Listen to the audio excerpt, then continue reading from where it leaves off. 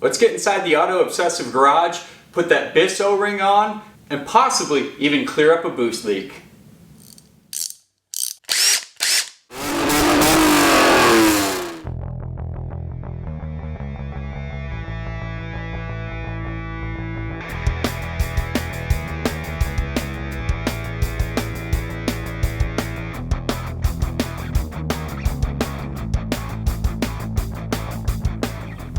Welcome back to the Auto Obsessive Garage. Chadwick with you again for another installment of Project GVR-4. On this week's episode, we're going to take care of that disgustingly filthy engine bay, clean it up, because every time I have to do a small job in there, I get coated with 3 decades worth of grease, grime, and nastiness that has accumulated. Not cool. So let's take care of that. We're also going to put all the components back together after we had removed the throttle body from last time. We got our new BISS O-ring. We're going to install that, install the BISS again into the throttle body, and put everything back together. We'll end the episode by doing another boost leak test, and hopefully all this work takes care of that leak and put us one step closer to resolving that rough idle. Okay guys, you know what time it is. Let's go get dirty in the Auto Obsessive Garage.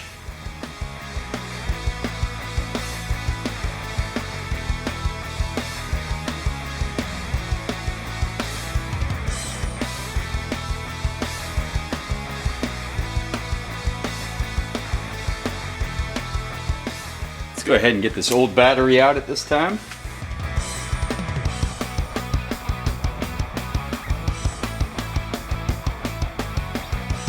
Whew, looks like it was leaking quite a bit down here. Oh boy.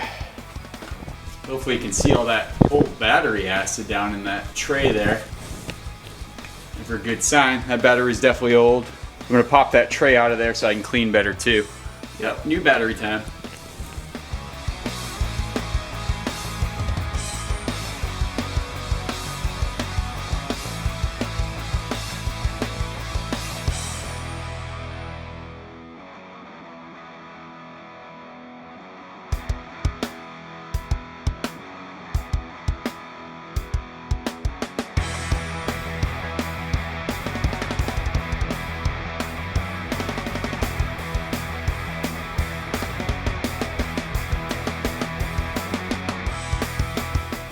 Not even close to being finished, but definitely some progress.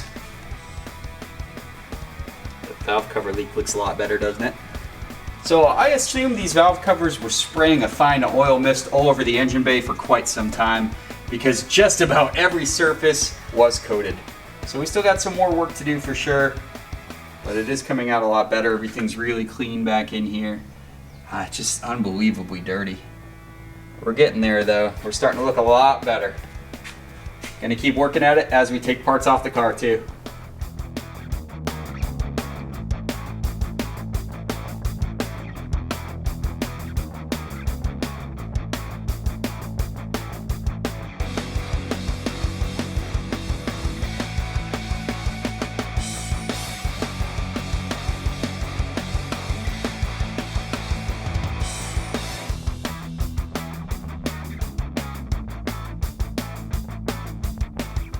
So we took that heat shield off to get it all painted and everything. I did notice some really fine cracks in the exhaust manifold. You can see right down in here, that small crack there, and then a teeny little one right here. Obviously nothing super significant, but this is obviously the biggest one over here. This is the primary concern. So what I'm gonna do is take care of that with a little JB Weld Extreme Heat, and that should patch it up pretty nicely. It's not bad. I looked underneath with a mirror and a light. It doesn't look too bad under the exhaust manifold either, so this one's in actually pretty good shape. These first gen DSM exhaust manifolds, which is pretty much the same on the Galant VR-4, are notorious for cracking. That's actually pretty good for a car of this vintage with, 158,000 miles on it. So we'll just patch that up and it should be good enough for me. I plan to keep the car anyway, so it kind of feels like a shortcut versus sourcing an exhaust manifold, but honestly, you're rolling the dice if you're buying a used one. There's not many used ones in good condition anyway, and this one is very good overall, so let's just go ahead and patch those small cracks. I've had really good luck with this product in the past for really small exhaust manifold cracks, nothing too serious. It actually works really good. Now, if your exhaust manifold is totally fallen apart, rusted, has massive cracks, this is not gonna help you. But for hairline cracks, I've had extremely good luck with this. Extreme heat good luck, one would say. But honestly, I just prep the area really good. You gotta clean it up very well. Smear it in all the cracks and then let it cure the proper time before you heat that exhaust manifold up again. So let's go ahead and put this to it and take care of business. First thing we really want to do is roughen up the area with some sandpaper. Shape the product really well. And I like to use a cheap hobby paintbrush for the spreading it on. So here we go. Got the product, mix it up a little bit with the paintbrush here. And then you don't want to use more than you need to, and you really want to push it down in those cracks. So let's start with our biggest offender right there. Really get the product down in there.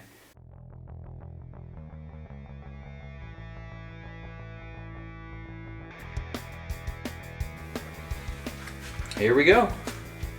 We're looking pretty good. All right, here we have our cleaned up BISS, basic idle setting screw. As you can see, we're definitely missing the O-ring right there. So it looks like it crumbled. There were some remnants down into the throttle body area where this goes. So I have a feeling it just dry rotted or dried out and crumbled apart. So we're gonna put our new O-ring on there and hope that takes care of that leak. Here's the new O-ring. We're simply gonna install it over the screw like so. And just roll it up there and it should fit into that groove right there. All right, perfect. And that looks excellent. And then we're gonna go ahead and screw the BISS back down in, and hopefully that resolves our leak. If you remember, it took us 6 turns to ground the screw out, so we'll come back 6, start there, and then we'll probably have to go ahead and set the idle again to get it 100% accurate. I'm also gonna try to secure a cap for this. These are supposed to be capped anyway, but we'll get to it. Perfect. Grounded out the new BISS. We'll go 6 turns back. And there's 6. So that should be right where we left it. We'll install it and see how our idle is. And more importantly, that we don't have a boost leak. So, let's go ahead and put our throttle body back on. We've got the new BISS O-ring on there. Let's take care of it. We do have ourselves some OEM Mitsubishi gaskets. That'll be great. Let's go ahead and put this puzzle back together. You want to line up the gasket so it covers where you want it to cover. Now, a big indicator on the throttle body is these extra holes here that get blocked by the throttle body gasket. So you want to make sure that they all align like so. So that's going on like that. Top tip right here, go ahead and slide your gasket over the stud so it'll be right there.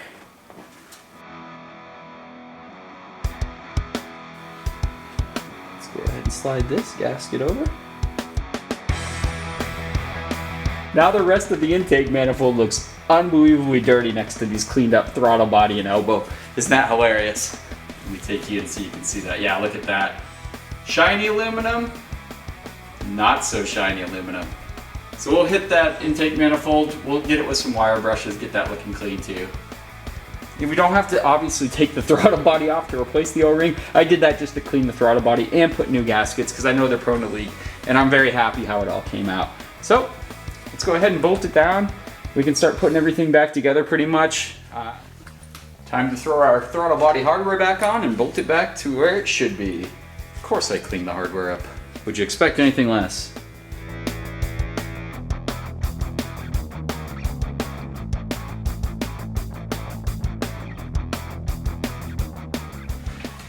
All right, time to put the rest of our bracket hardware on here. Just another washer and the nut. So nice having everything cleaned up, not having to worry about getting so filthy every time we reach in here. Time to torque everything down. Helps if we tighten instead of loosen. Keep in mind, folks, I'm doing this in the wee hours of the night. Always use an excuse.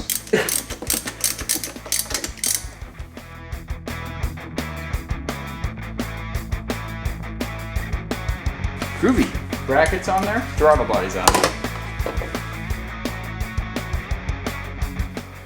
And don't forget about your lovely throttle body cable. Just forget how that thing goes.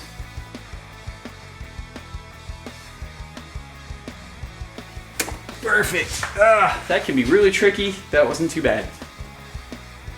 First on our list of things to do is take this old crusty heater hose that would have eventually failed me anyway on the road and replace it. I got some pretty much universal fuel line emission equipment hose here, which will do the same thing. It'll work just fine for coolant. We just need to cut it to size and make sure we account for all the bends that the factory hose had in it. So let's go ahead, get out a section, cut it, test it for fitment, and then we'll be able to put the throttle body all back together for another boost leak test. So yeah, it's not exactly rocket science here. Here's our old length of hose. Here's the new stuff right here. So we'll go ahead and just kind of measure it up, mock it up against the old hose, kind of just lay it over. You can be a little off here. This isn't, like I said, a perfect art. But you do want it to be close. You don't ever want to cut it short because then you just waste hose. So that looks pretty good. I'll go ahead and use a marker just to kind of mark where we're going to be cutting our line there.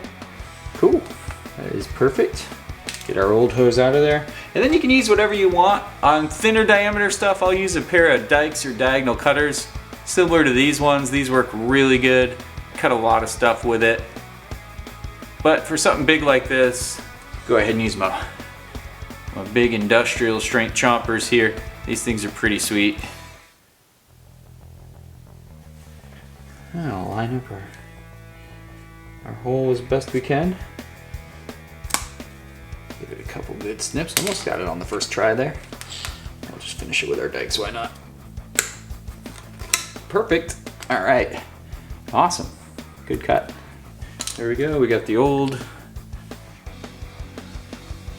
versus the new there. So same size. It'll obviously bend just a little bit. We'll go ahead and get that all tightened up. Let's see if this hose fits. Extra fun chore trying to get a brand new hose stretched over, but let's see what we can do.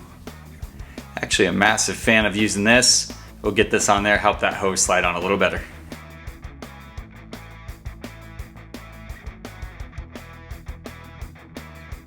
You always want to orient these screws so you can access them. That's another tricky part. Perfect.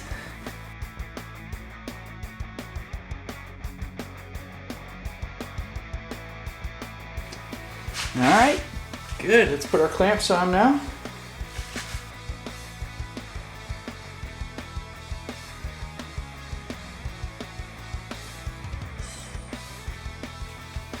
Next, we'll go ahead and connect the hose coming off the thermostat housing, which is a lot easier. Slide it right over.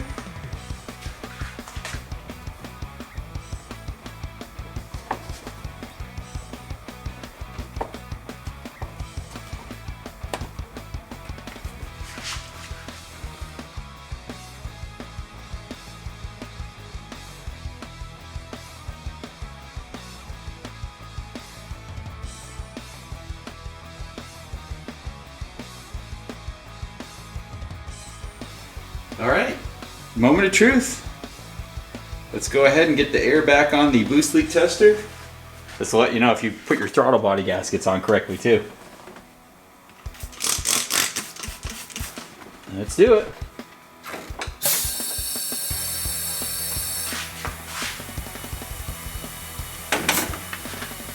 All right, we're looking for any bubbles. I'm not seeing anything.